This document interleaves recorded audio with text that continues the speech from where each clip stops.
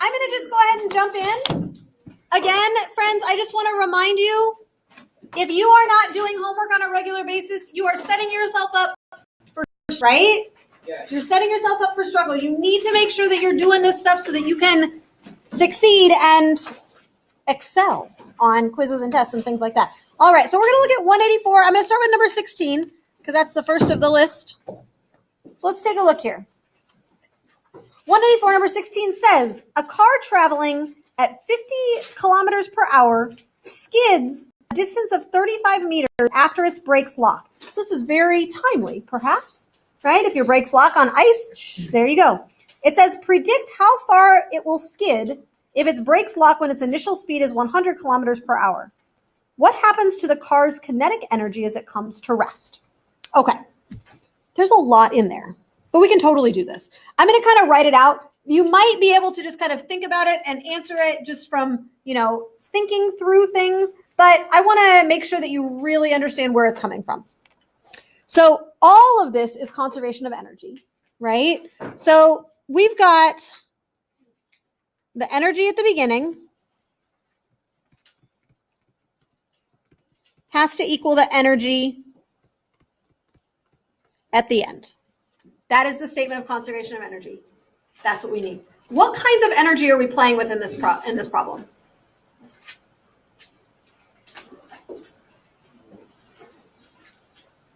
I thought that it's kinetic. There's got some kinetic. Absolutely. Are there any other kinds of energy? Hint, if there was only kinetic energy, then the velocity would stay constant. You with me there? Okay. Is it frictional? Yeah, there's some frictional or some heat energy. And I don't remember what I've been talking about. Do I label that as like E sub T or something like that? Or E sub H? I don't know. Anybody have a preference? E sub what? You do you? What do you want? E sub T, thermal energy, equals the kinetic energy at the end plus the thermal energy at the end. Okay? So you can write that as E sub T, E sub H, whatever that you want to call it so that you know that it's heat energy. Now, at the beginning, right when its brakes lock, we're going to assume that all of the energy that the car has is in kinetic energy. Does that make sense? All of it is kinetic, which means that what does it not have at the beginning then? It doesn't have potential energy. What else does it not have? Thermal energy, and thermal is the one that we're really talking about here. There's no gravitational potential energy change, right? Because it's not going up and down. There are no springs involved. That's good, because that would be awkward, right? Okay, so it's just this energy in kinetic and thermal. There's no thermal energy at the beginning. So the car, you hit the brakes lock, and so you're moving at some speed, and then do you keep going at that speed forever? No. Eventually, you what? Stop. When you stop, tell me about your kinetic energy. It's gone. It's gone. Zero. Now, did that energy just disappear? No. It transferred into Potential. thermal. It transferred into thermal energy. In this case, it's not turning into potential. And that's one thing that I really want to make sure you see is that it's not always just kinetic to potential. It's kinetic to something. And in this case, it's thermal. So we've got, let's see, 1/2 mv initial squared. Is that okay? That's just the kinetic energy formula. Ooh, that sounded loud. Is equal to, do you remember how we expressed the thermal energy? Energy is like the same thing as work. That's a force times the distance.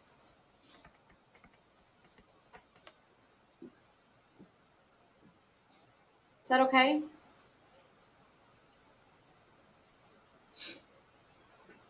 They don't give us the mass in this problem, do they? I don't think. It's just a car.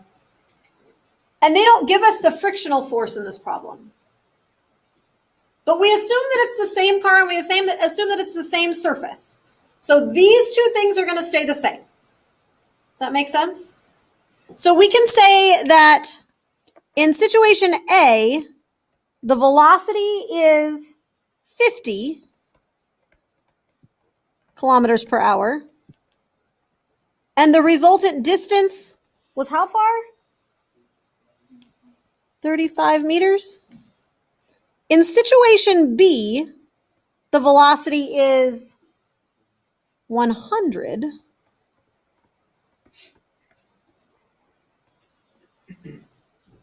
What did they do here? What's that? It's just 2 times 3. It's 2 times it, right? Does that make sense? So they doubled the velocity. If the velocity goes up, what's going to happen to the distance? What do you think? You see that this way? The distance is going to go up as well, right? Because they're both in the numerator. Now, if the velocity goes up, what happens to this thing? I'm sorry, if the velocity doubles, does the kinetic energy double?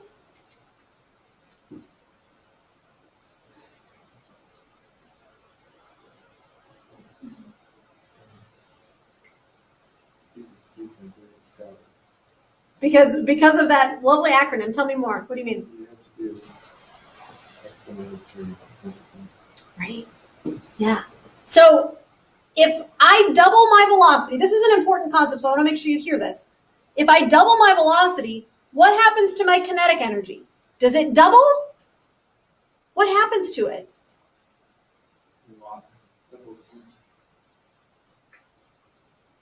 Can you guys give me a little bit more specificity there? It's like you've got it, but you just don't want to say it. 1/2 mv squared. If I have 1/2 m 2v squared, how do these compare? Is it twice as much? What happens to my 2? I square it, right? Does that make sense? So this thing is equal to 1/2 m times 4 v squared. Is that okay? Do you see what I just did there? And that's the same thing as saying 4 times 1/2 mv squared. Are we okay?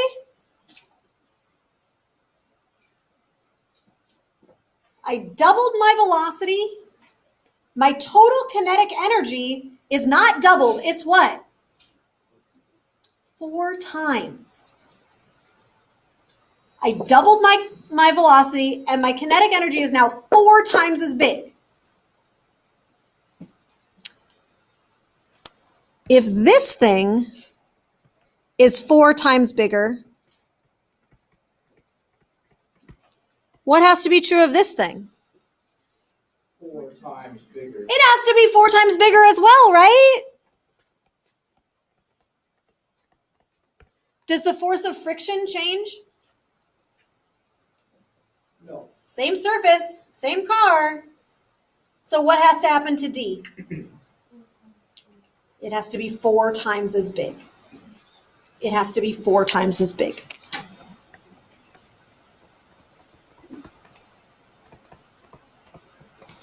So it started off at 35. So what's the new D going to be? 35 times 2 is 70. 70 times 2 is 140. That's good stuff right there. Thanks for asking that question. That's a good question. I like it. Issues? We good? Keep going? Yes, Miss Carmeline, let's keep going. Is that what you were saying? Mm-hmm. All right, let's go. 21. 21 says, oh, yes, I love 21 too. These are good problems. Thanks for asking all these fun ones. Question 21 says, a 50-kilogram diver steps off of a diving board. Woo, and what happens? She falls, right? Straight down into the water. The water provides a force of 1,500 newtons. The diver comes to rest 5 meters below the water's surface. What is the total distance between the diving board and the diver's stopping point underwater? This is a big question, you guys. There is so much physics in this question. Holy cow! Let's do it. I'm so excited. All right, so there is the diving board. There's the water. And because I don't draw people well, I'm just going to draw this diver as a cube. And we know that the cube stops, what was it, 5 meters below the surface? What's its velocity at the beginning?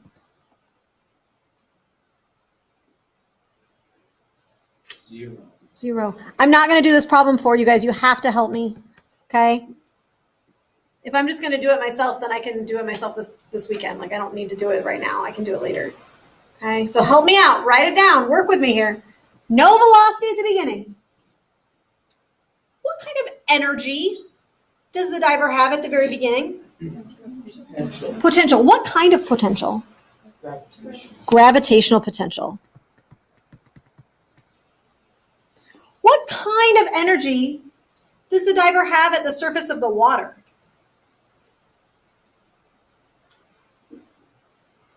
Kinetic. Kinetic? Sure. How do you know that she has kinetic energy at the surface of the water? What's that? Because she's moving, right? For sure. If you've ever jumped into water, you know, right? Especially if you like go like this and you like do a belly flop, like that hurts a lot because you're moving. And then what kind of energy, what has happened between here and here? What has happened to all of that kinetic energy by the time she gets here? It's transferred, right? Transferred into heat or thermal energy, or right, things that are kind of we'll say E sub T. Okay. So we got a big set of transfer of energy here. If you know how far down she's fallen, and you know the force that was pushing her up, it's a frictional force, right? The water, if you've ever tried to run through water, you know that there's a lot of stuff pushing back on you, right? Friction just means that it's opposing the motion. You can figure out how much kinetic energy she has here. Can you do that? Let me give you a minute to go ahead and do that right now. You do it. I want to know, so the question I'm asking is, how much KE does she have at the surface of the water? It's a good question.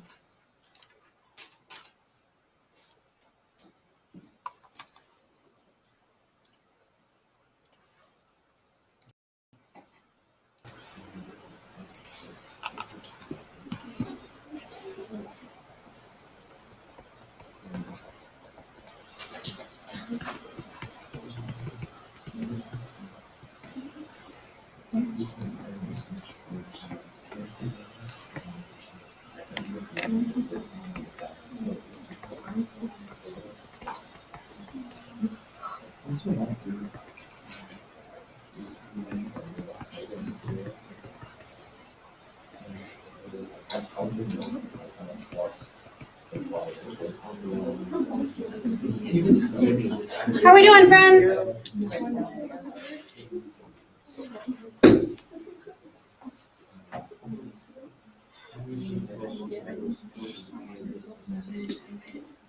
So all I'm asking, really what I'm trying to figure out, and I want to make sure that this is making sense to you, because I kind of changed the way I said it, and I apologize for that. This is just that nice evidence that I don't like get this all ahead of time, like we're just doing physics.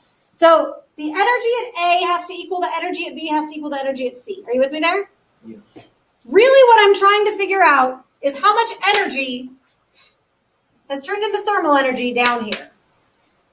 Can you do that? Or no? Have I confused you? Like, I don't know. I can't read your brains. Can you talk to me? Okay. Energy at A equals energy at B equals energy at C. Is that okay? Okay. So all I want to know, I'm going to change the way I've worded this. How much energy does she have? That's really what I want to know. How much energy does she have? Can we figure that out? Where did you get that? I didn't hear what your number was, but where'd you get it? 7,500. Where did that come from though? Because you wrote F times D equals energy total. Uh-huh. So I multiplied the force times the distance. Okay. And what did you get? 7,500. 7,500. 7,500 what? What are those units? Joules? 7,500 joules of energy. That's how much energy she has down there. Okay? Or how much energy was dissipated into the water so that she could stop.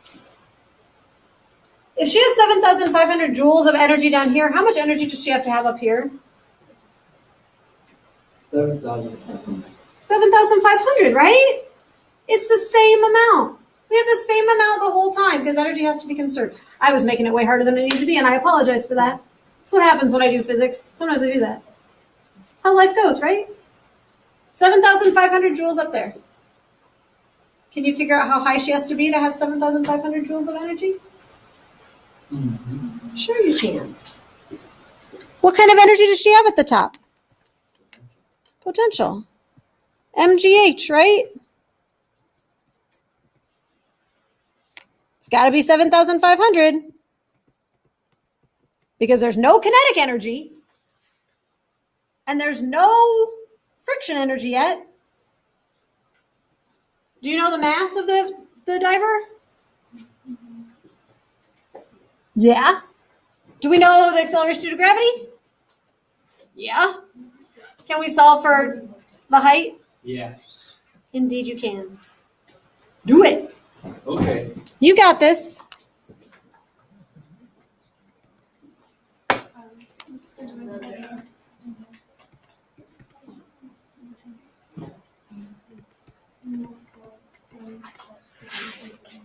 It's like 50 kilograms. I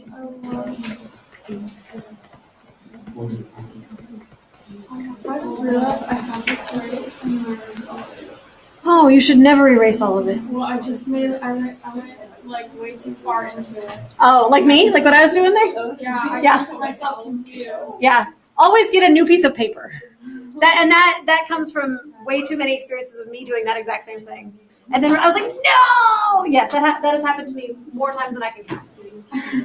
So moral of the story, cut down another tree. I haven't seen any far under. How high up is it? Right.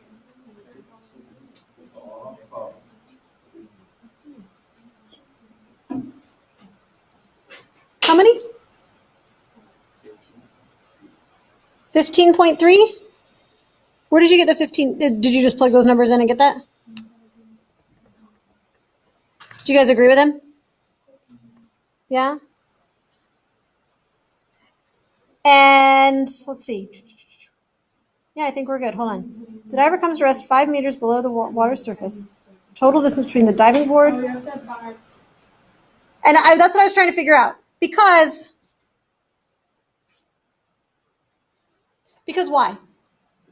Because it asks for where the stopping point is and you just found out A to B. Okay. Did we? That's what I'm trying to figure out. Because we said that the total energy down here was 7,500. Right? And the only thing she has here is thermal energy. So I'm trying to figure out why we need to add that extra 5. Do you think we do?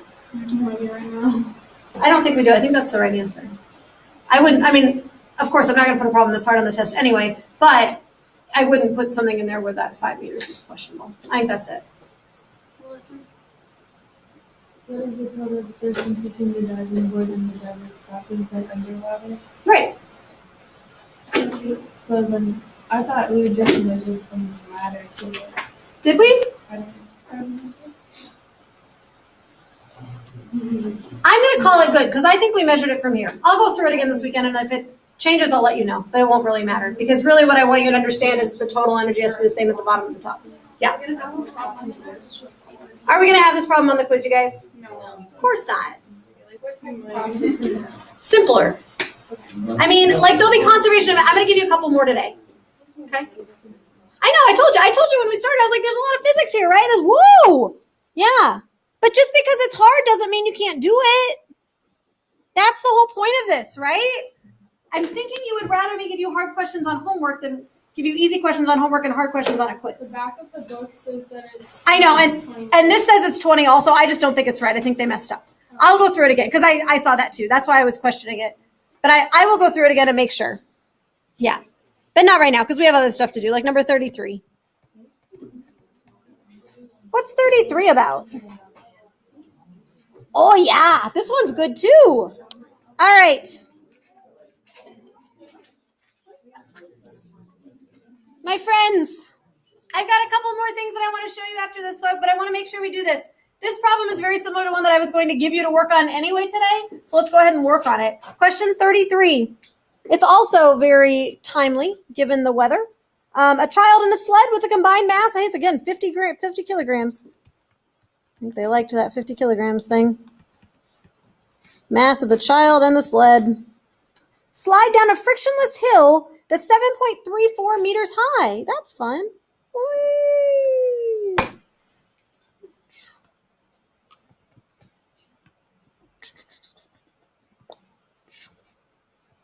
The height was what, 7.34? Is that what I just said?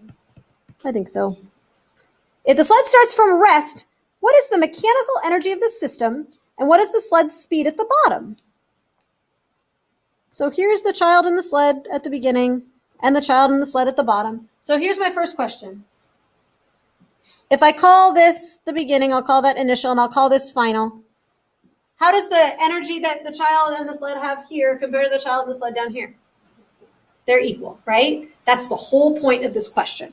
That's the whole point of the question. That the total energy at the beginning equals the total energy at the end. That's it. Yeah. So like in between, like as it's going down the hill, Like here? is it giving off both? Well, not giving off, but transferring both. It has both. Yes.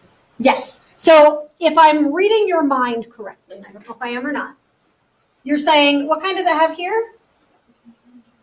Gravitational potential. What kind does it have here? What kind of energy do we have here? There's no friction. No friction involved. What kind of energy is that, friends? Kinetic, right? Moving fast. How many of you have gone sledding ever in your life? Hopefully at some point in your life you've had that experience, right? You start off at like almost nothing and then by the end you're going super fast, right? I guess I didn't draw the little fast lines. Maybe that's why you got confused. Now it's going really fast. In the middle, it's going kind of fast, right? Maybe not quite as fast. But it's also got some height, so it's also got some gravitational potential. But if you add up the potential in kinetic here, and here, and here, the sum should always be the same. Does that make sense? You don't seem happy with me about No, I that, was just talking about like if it wasn't, say it wasn't like a sled, something was just like rolling down hill. though. Okay? So that could be gravitational kinetic. And Gravitational potential is one thing, and kinetic is one thing. And thermal is another thing, but the problem says that this is a frictionless surface. So if you deal with friction, then you have to figure out how long the curve is, and we need calculus. No time for that today, right? Yeah, so is that okay? Okay. So the total energy at the beginning equals the total energy at the end. The two kinds of energy we're playing with in this one are what and what? Potential and kinetic, right? Gravitational potential and kinetic.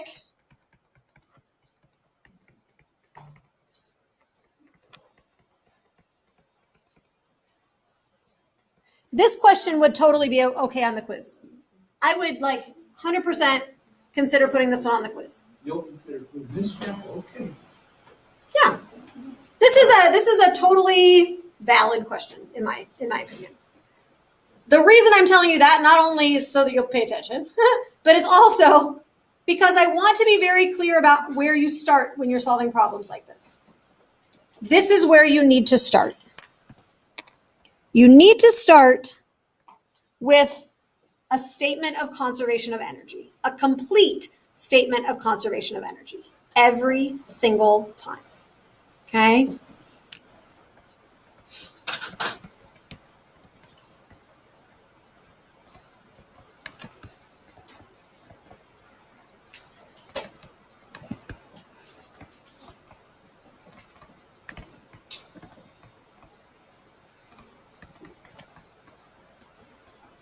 Every time.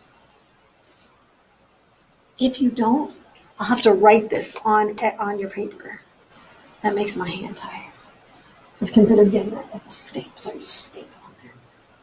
So don't make me write it. Okay.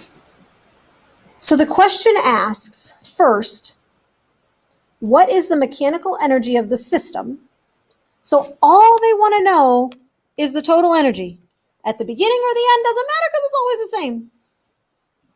And then they want to know the speed at the bottom. So at the top, tell me about the kind of energy it actually has.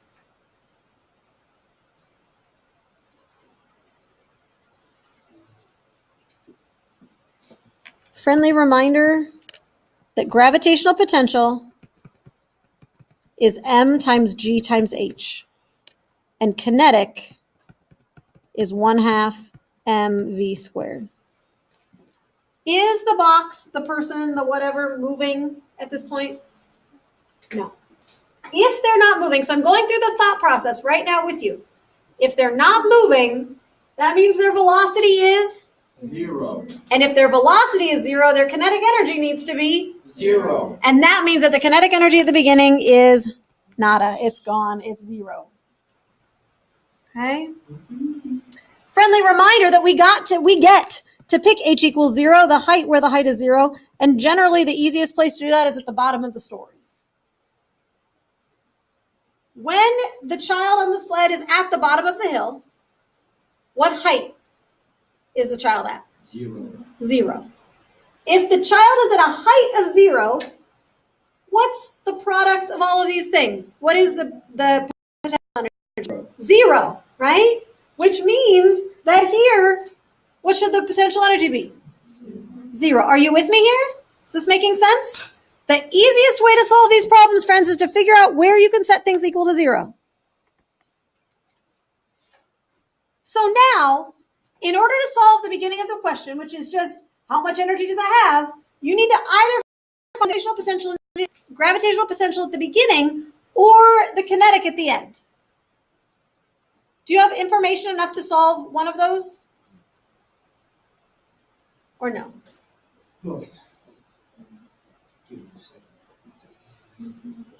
Yes. Which one? Potential energy. Potential energy, right? Yes.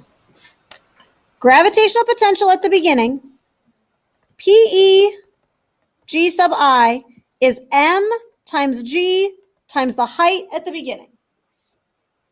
You know the mass. You know the height. G is G, right? You know that. Multiply it out. How much energy do we have in this system?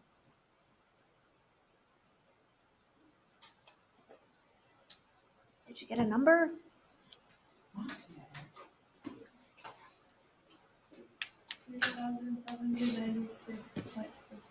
That's a lot. Can I say 3,600? Can I be lazy? 3,596, blah, blah, blah. I'm just going to say 3,600. Lazy carbling. All right. How are we doing? What is the total energy of the system? 3,600 joules. That's it. Now, the second part of the question says, what is the sled's speed at the bottom? How are we going to figure that out? Plug it into the kinetic. Yeah, we're going to be aware that the gravitational potential at the beginning has to equal the kinetic at the end, right? So let's do it. I want more colors. There we go. So the gravitational potential energy at the beginning has to equal the kinetic energy at the end.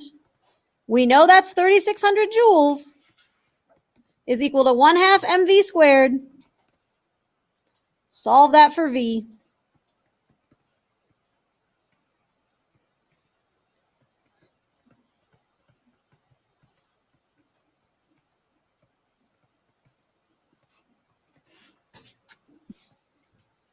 How fast is that child and their sled going?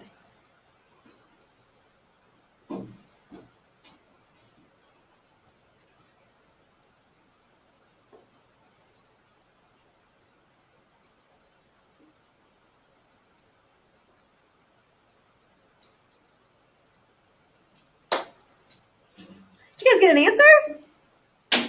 Or was that a hand slap about something totally... What's that? 12. You guys agree with that? Think that's right? Oh, look at you with your units and everything. Yeah. How are we doing? Is that okay? Are you feeling a little bit better about this? Yes. This is a good question. Wink, wink, nudge, nudge. I like this one a lot. Just saying. All right, we got a few minutes. We're going to do at least one more thing. Because I know you've missed them. It's been a few days. Woohoo! That's what you were saying, right? Yes, Miss K, I've been waiting. I've been sitting in my bed crying because I haven't done a ranking task in like a month and a half or something. All right, here we go. Your wishes have been granted today. Shown are blocks that slide down a frictionless incline. Frictionless means that we do not have to worry about what? We don't have to worry about friction, yeah. We don't have to worry about thermal energy, right? All the masses start from rest at the top of the incline. The task asks you to rank the kinetic energy of the sliding masses. Rank the kinetic energy of the masses the instant that they reach the bottom of the incline. So that would be like right here. Does that make sense? Wherever that is. Okay? I'm going to give you a couple of minutes to talk, to work, to think about it. Don't turn your brains off yet, you guys. We got this. Got to get it.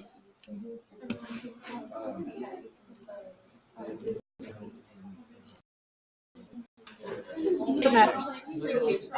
That's right. Well, not even try, but you're using good physics, I'm imagining. All right, my friends, let's have this conversation real quick. So come back, please. Shh. Go ahead and put your boards up so I can see some answers. All right. I see F. Did you notice that your spell's at face? Gotta be careful. It's not just because everybody has it the same doesn't mean it's right. I don't know. That's happened before. It happened in my AP class. I don't know, a couple weeks ago. Last one is Oh, sorry. Thanks for catching that. All right. Oh, okay. Okay. So it looks like we all kind of agree. Does anybody want to talk this through? Are you pretty? Well, Go ahead. we talked about how since initial energy is equal to final energy. Yeah, so I'm going to write that down because that's important, right? The energy at the beginning has to equal the energy at the end. Since we have the values defined potential Gravitational potential, right? Because we have PEG at the beginning. I'm filling words into your mouth, and I apologize for that. But so then you just have to find gravitational potential. But since all of them have G in common, you can split with that. Right? Because is there any kinetic energy at the beginning? Why not?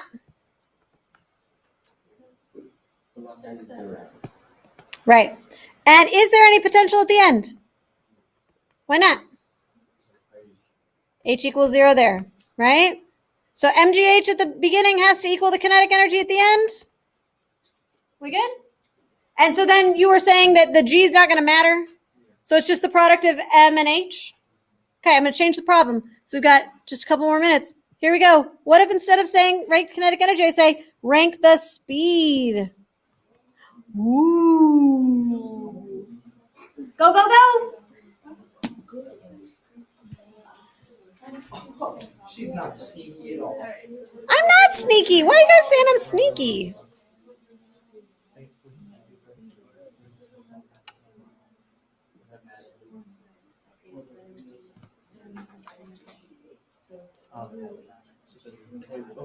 Clock. Here it comes. So, if I'm talking about the speed, instead of the kinetic energy, I'm just going to paste this on a different spot there. There we go. How do I do that? How do I do that?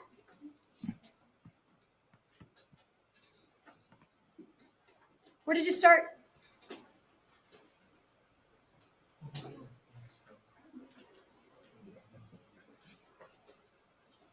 Some of you wrote down answers, some of you didn't. I didn't actually ask for them because I'm just going to keep going. How do we do this problem though? When half energy squared is equal to what we got from the last. Equals the potential energy at the beginning. And then if you were just I want to be really clear, friends, if you were just answering this question on a quiz and you did this and it said explain and you just wrote this, I would not accept that, right? Do you understand that?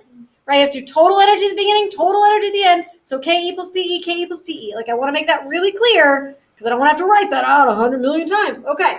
So then what did you do? So And then the